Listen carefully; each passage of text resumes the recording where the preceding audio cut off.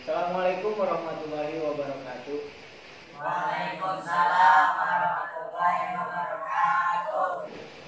Di sini saya akan presentasi atau micro leading di Madrasah Sanawiyah Miftaul Hidayah sebagai salah satu syarat terlaksananya PLP integratif di rumah. Langsung saja kepada materi. Di bagian A ada dasar pemikiran dan kondisi madrasah. PLP integratif merupakan mata kuliah sebagai wujud dari Tridharma perguruan tinggi. Perpaduan antara pendidikan dan pengabdian masyarakat, sekaligus ia lahir dari kesadaran dan pentingnya pendidikan dan pengabdian kepada masyarakat yang dilakukan secara bersama, sehingga peran mahasiswa untuk pengembangan bangsa dan sekaligus sebagai agen perencanaan pembangunan terlaksana dengan baik. Mahasiswa sebagai calon sarjana dapat berpartisipasi dalam proses pembangunan, yaitu salah satunya dari kegiatan PLP ini. Langsung ke slide yang berikutnya. Di sini ada kondisi geografis Madrasah Sanawiyah Miftaul Hidayah. Dilihat dari kondisi geografis Madrasah Sanawiyah, berdasarkan letak geografis, Madrasah Sanawiyah Miftaul Hidayah termasuk dalam Kampung Cipicung, RT 12 RW 01 Desa Ciawi, Kecamatan Wanayasa, Kabupaten Purwakarta, Provinsi Jawa Barat, Negara Republik Indonesia. Itu kondisi geografis di MTS Miftaul Hidayah. Lanjut ke slide yang berikutnya. Nah, di sini ada struktur organisasi di MTS Miftaul Hidayah. Kita tahu sendiri bahwa ketua yayasan di sini adalah guru kita semuanya, yaitu Kiai Haji dan Ishak, dan kepala sekolah Ibu Rini Yuniar Puja Astuti SPD. Wakil kurikulum sendiri Ibu Nofirama Maulia SPD. Wakil kesiswaan sendiri Bapak Ajis Kurniawan SPD, dan bagian laboratorium ada Pak Idin Komarudin. Itu struktur dari organisasi MTS Miftaul Hidayah. Lanjut ke slide yang selanjutnya.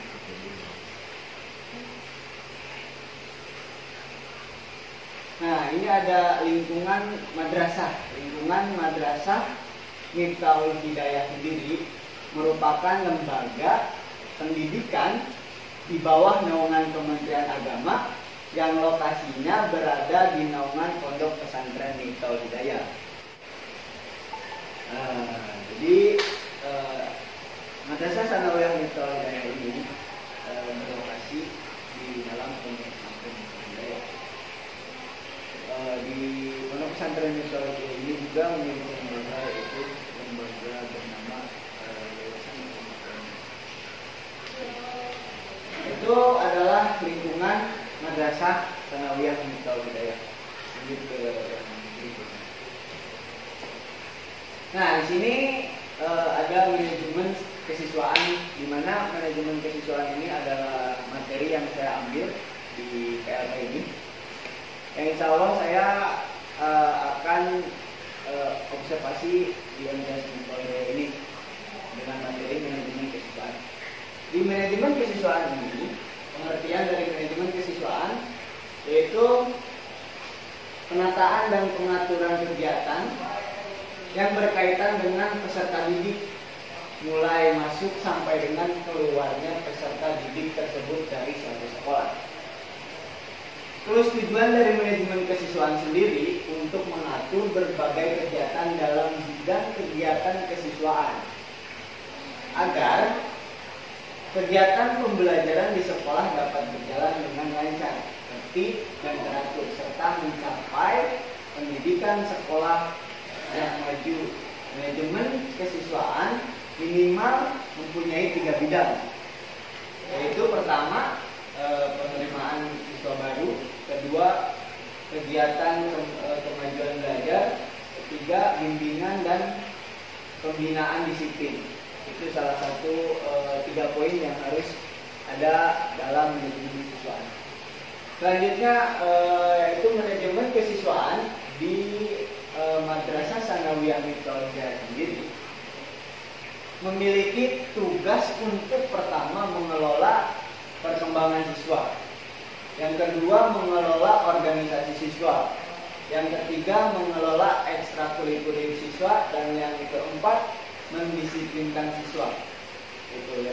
Itu adalah empat poin yang saya dapat di manajemen kesiswaan di MTS Miftahoul Hidayah. Ya, lanjut ke yang slide selanjutnya. Nah, ini dia. Ini ada poin kelima, yaitu stakeholder Madrasah Tsanawiyah Miftahoul Hidayah. Stakeholder Madrasah Tsanawiyah itu ada dua. Yang pertama ada stakeholder internal, dan yang kedua ada stakeholder eksternal. Yang saya dapat di MTS Miftahoul Hidayah dari dua stakeholder ini, stakeholder pertama yaitu diantaranya pimpinan yayasan, pimpinan pondok pesantren Miftahoul Hidayah, pengelola lembaga pendidikan, tenaga pendidikan, karyawan, murid, dan masyarakat sekitar. Itu stakeholder internal. Yang kedua yaitu stakeholder eksternal, diantaranya Kementerian Agama, instansi dan bank. Itu stakeholder internal dan eksternal yang ada di Madrasah Tsanawiyah Miftahoul Hidayah. Lanjut ke slide. Nah, ini dia bagian B adalah permasalahan dan indikasi permasalahan madrasah di Madrasah Tsanawiyah Miftahoul Hidayah. Sesuai dengan hasil survei saya sendiri, sesuai dengan hasil observasi saya sendiri, berdasarkan bukan hanya observasi saja, saya pun mewawancarai dari mulai kepala sekolah, pimpinan pondok pesantren, dan ketua yayasan di MTS Miftahoul Hidayah yang telah dilakukan kepada kepala madrasah dan waka kesiswaan. Dapat dilihat permasalahan madrasah yang ada di MTS Miftahoul Hidayah. Di awal pandemi salah satunya adalah adanya beberapa guru yang terlambat dalam melaksanakan tanggung jawabnya dalam mengajar. Karena pemerintah Indonesia yang menerapkan protokol kesehatan ketat dengan work from home, yaitu bekerja dari rumah, yang menjadikan para guru kesulitan dalam menyampaikan mata pelajaran melalui media daring, karena tidak semua guru memahami penggunaan media sosial, serta masih kurangnya fasilitas yang memadai untuk melaksanakan sistem pembelajaran secara daring. Begitu juga tidak konsistennya kedisiplinan kehadiran para siswa, juga pelaksanaan ekstrakurikuler yang masih juga belum dilaksanakan mengakibatkan target, salah satunya target hafalan yang harus diselesaikan siswa tidak terpenuhi.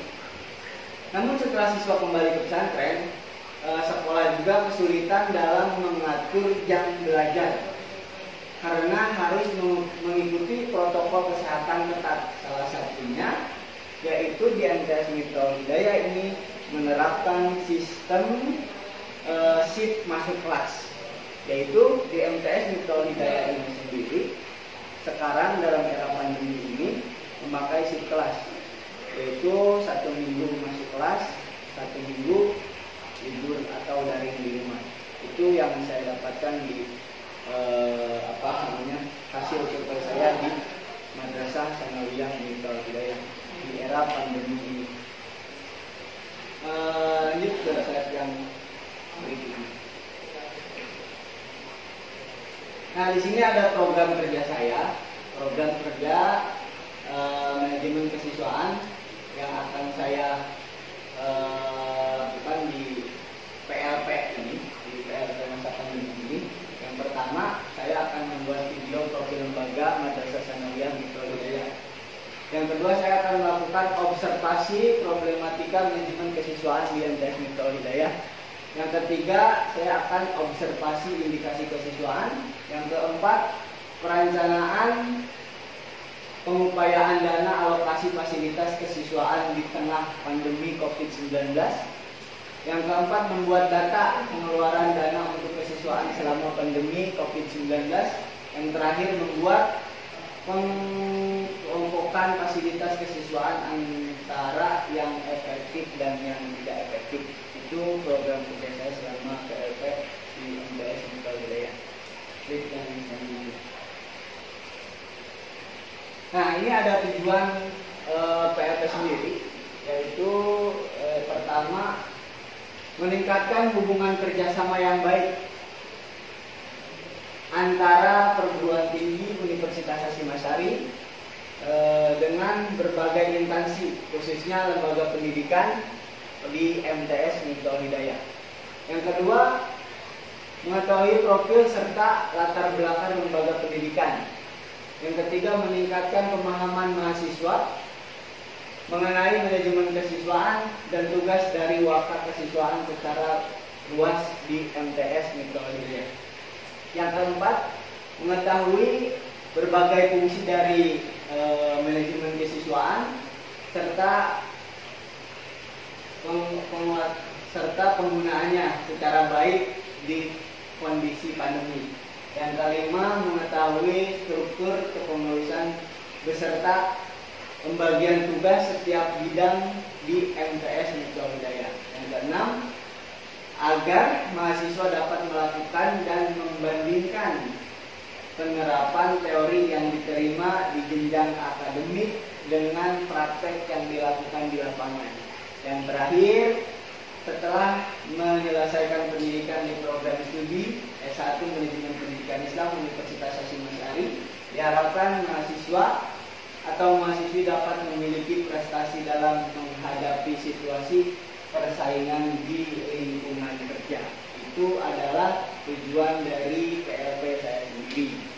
Seperti itu. Lanjut ke slide yang selanjutnya. Di sini ada target program. Target program ada dua. Yang pertama ada target kuantitatif, yang kedua ada target kualitatif. Target kuantitatif sendiri dari seluruh program kerja yang saya tulis, yang saya rencanakan adalah terbentuknya madrasah yang mampu menerapkan sistem pembelajaran revolusi industri 4.0 di tengah pandemi COVID-19 yang berbasis digital. Ya, semacam menerapkan program daring. Diharapkan dengan adanya program kerja tersebut dapat menambah wawasan serta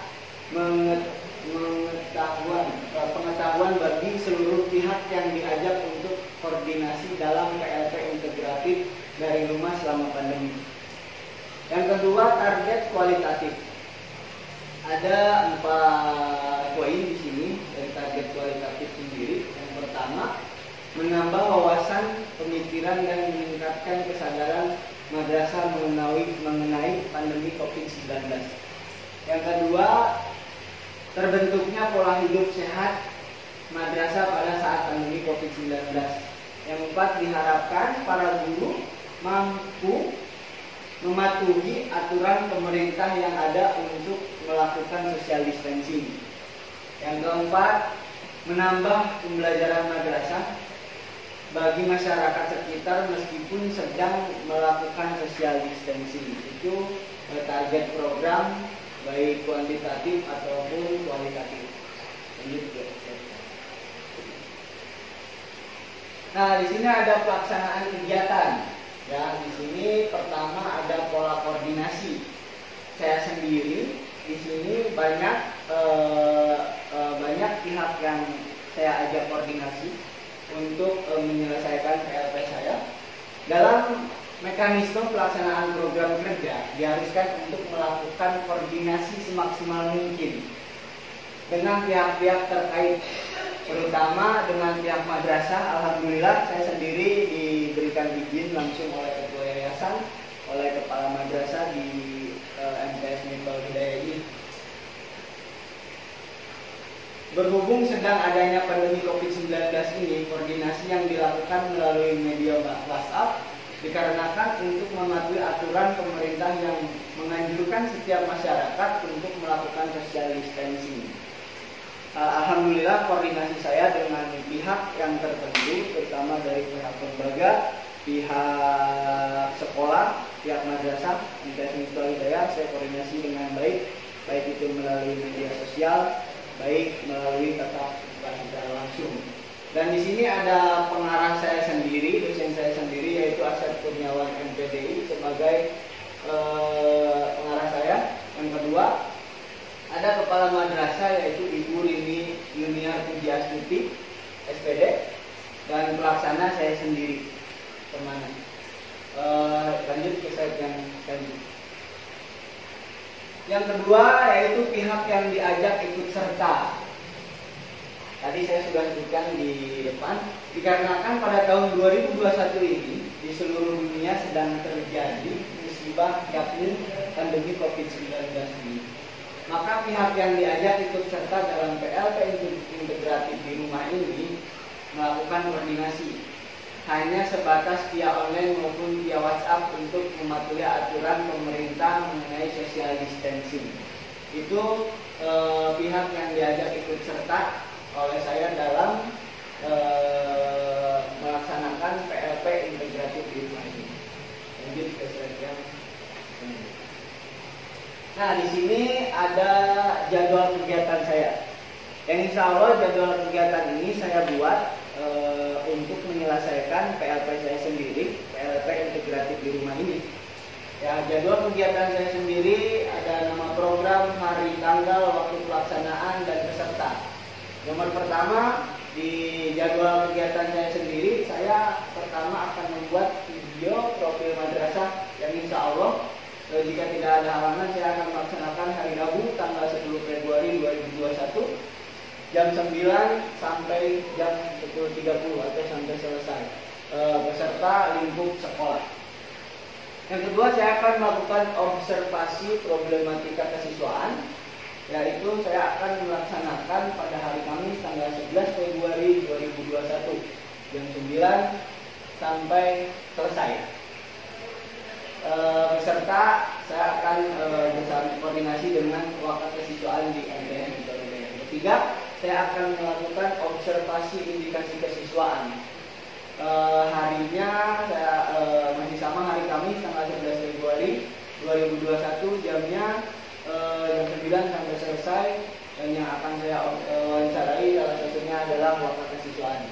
Yang keempat, di jadwal saya sendiri yaitu perencanaan pengupayaan dana alokasi fasilitas kesiswaan di tengah pandemi COVID-19 yang insya Allah berbarengan di hari Rabu yaitu tanggal 10 Februari 2021 jamnya jam 9 sampai selesai. Terus yang kelima, membuat data pengeluaran dana untuk kesiswaan selama pandemi. Insya Allah saya akan melaksanakan sama pada hari Kamis. Pada hari Kamis tanggal 11 Februari 2021. Insya Allah jamnya pun akan saya sesuaikan dengan jam yang telah tertera di jadwal, yaitu jam 9 sampai selesai. Yang terakhir, di jadwal kegiatan saya sendiri yaitu membuat pengkelompokan fasilitas kesiswaan antara yang efektif dan tidak efektif di Madrasah Sanawiyah Miftaul Hidayah. Insya Allah saya akan laksanakan sama jika hari Kamis tanggal 11 Februari 2021 jamnya jam 9.30 sampai selesai, dan beserta salah satunya yang akan saya ajak koordinasi yaitu wakil kesiswaan.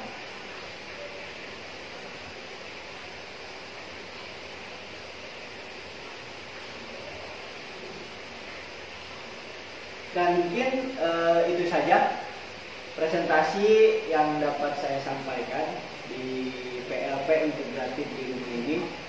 Mudah-mudahan presentasi ini merupakan jalan dari lancarnya saya melaksanakan tugas PLP ini.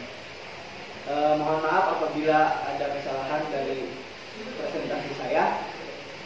Ditutup. Akhirul kalam. Assalamualaikum warahmatullahi wabarakatuh.